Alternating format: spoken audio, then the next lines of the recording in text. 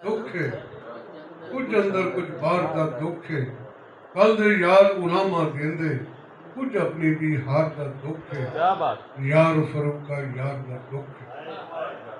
ये प्यासी धरती, ये भुख की मारी धरती, ये हकूक और इंसाफ की मारी धरती, वो धरती है जिथे मेरे लगे ये कहण ते मजबूर हो जाते ने कि गोया थप्पण वालियां कुड़ियां की गोया थप्पण वालियां कुड़ियां वड्डी खंघे मरदियां ने।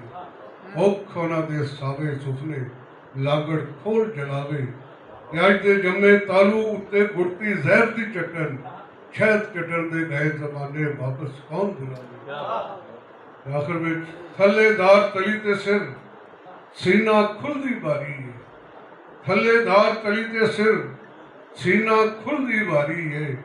यार लई ते चिट्टे दे काली बुक्कल मारी है। अलवी रांझे तख्त हदारे दिल दे हथी रुलदे सन, ते अज भी सुंझे वेड़े दे विच ओहो मौसम जारी है। शुक्रिया। क्या बात। इस नज़म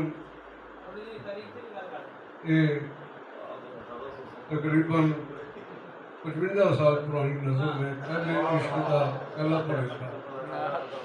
ये गज गज लम्मे वाल कुड़ी दे बदल काले शाह, गज गज लम्मे वाल कुड़ी दे बदल काले शाह, ते वे क्यों नूं भुल जांदे ने राही करदा राह। ये सिर्फ साडे एहसास की ही कहना चाहिए कि हिम्मत है कि तुसीं इस महफिल में सुनिया।